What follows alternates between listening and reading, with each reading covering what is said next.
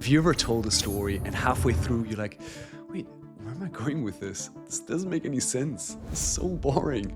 Now, if that has ever happened to you, this video is for you. In this video, I'll show you 3 simple storytelling techniques, how to turn any average moment into the most unforgettable story. But let's kick it off with a short story from Leonardo DiCaprio, where he perfectly uses that first technique. Can you actually guess which technique he's using? I was on a plane to Russia and the engine exploded. I was looking out the window and the entire engine just turned into a fireball. I was the only person there that seemed to see this, but it was a flaming fireball. I kind of felt like I'd already died and gone to heaven because no one said anything. And I was screaming at the top of my lungs saying, what the hell is going on here? And these people just kind of looked back at me and the stewardess came out and said, we seem to have a slight problem here. And the Russian guy finally said, what is the problem? And he said, well, we lost one of our engines. He goes, how many engines did we have? He goes, well, we had 2, and now we have 1. The answer? Impersonation. Now, DiCaprio doesn't just tell the story, he becomes the character. So for example, in this one moment, he doesn't say, oh yeah, the flight attendant then told me that we had a problem. He doesn't do that. Instead, he embodies the flight attendant. So he says, well, sir, there seems to be a slight problem right now. Now he embodies the other person. So how can you impersonate a character in your story? Well, the next time you tell a story, don't just summarize what someone said, but rather act it out. So first, what are the actual words? Instead of saying, in this moment, my manager was very unhappy. Say, in this moment, my manager looked at me and said, Philipp, what on earth was that? You were all over the place. Use the exact words of that specific moment. Second, change the voice. Now, characters have different voices, right? One person might speak very fast. One person might speak very slow. One person might speak very loud. One person might speak very soft. Whatever it is, change your voice to accommodate that character. And then third, change your posture. How does your character stand? Do they stand like this? Do they stand like this? What is their posture? Now, don't worry, you don't have to do full acting out there, but even tiny tweaks can already make your story much more interesting. Let's now move to the next storyteller, Penn. You'll see his technique is very different, but equally impactful. But when your daughter was starting to date, were you a relaxed father? She was 16 when the first one came to the door. So that was 16 years of waiting. But this was not her night. This was my night. And I said, no, her name's Dylan. I said, Dylan, I will not let you go out with him if I don't get this moment. So then I went to the door. I opened it quickly, Mr. Penn. And I said, no, call me Sean. Yes, sir, Sean. But the main thing, whatever time you do get her home, whatever you do with her while you're out, I'm gonna do with you when you get her home. Penn is a master at building anticipation.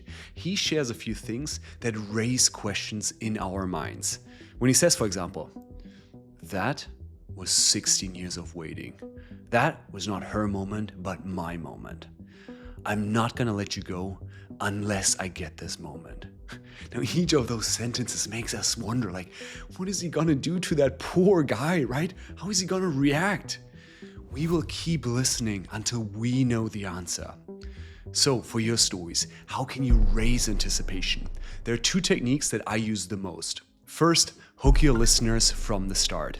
Before diving into your actual story, actually share a sentence that gets your listeners excited about what is to come. Sell your story. Example, just 2 weeks ago, I had an encounter that completely changed my outlook on life. Or, yesterday, I had probably the worst meeting of my life. Now, do you see each one of those sentences makes you curious? It makes you curious like, hey, how does the story actually turn out? Like, what are you talking about? I need to know. Second technique, sprinkle mini hooks throughout your story. So having this hook at the start is one option, but then don't limit yourself to that. Sprinkle mini hooks throughout your story. So for example, you say, just then I received an email that changed my job entirely. Or right in this moment, I hear those footsteps behind me, but when I look around, there is no one. Now, each one of those mini hooks, again, get you into the scene. They make you wonder, like, how is this going to turn out? You will keep listening until you know the answer. Raise anticipation. Now, let's move to the third technique. Here's a short story from Emily Blunt, where you see that technique beautifully in action. There is a scene where I ride a, what I describe as a wolf bear, but it's kind of a large lumbering thing that I'm supposed to look kind of regal on. And I said, can you just give me like a horse or something? And he was like, no, trust me. He's French.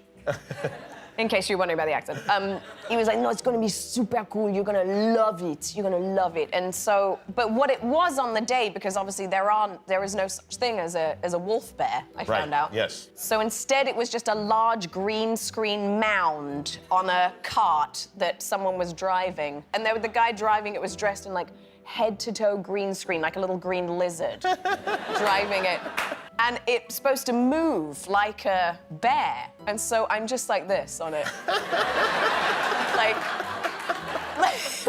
driving at a glacial pace towards the other actors. And I just remember coming towards Jessica Chastain and she was like this.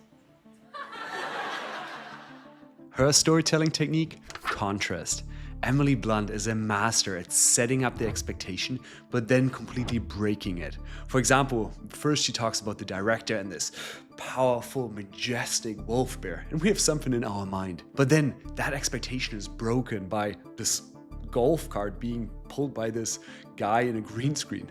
Obviously, huge contrast. So how can you use contrast in your stories?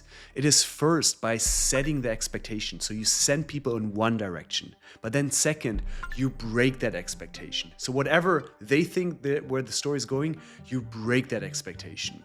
But let me give you an example. So 2 weeks ago, I walked into my manager's office and I was excited. I thought, hey, he's gonna want to see my presentation. He'll look at this and think like, this is such a good presentation. Maybe he even puts my name up for promotion. But then he said, Philipp, sorry, but we gotta let you go.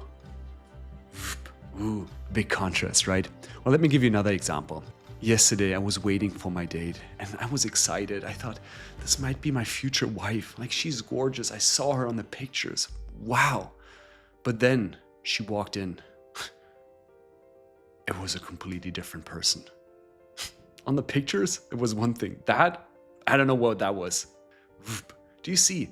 This is big contrast. And contrast is actually pretty easy. You can just say, I thought it would be X, but it turned out Y. Or people thought it would be X, but it turned out Y. The bigger the contrast, the more you will hook your audience.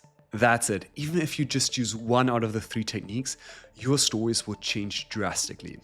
Today we talked about storytelling techniques, but hey, there are a few other areas that you may want to master. If you want to become the best storyteller out there, you may want to check out this next video, in which I share how to be a better storyteller than 99% of people. Enjoy.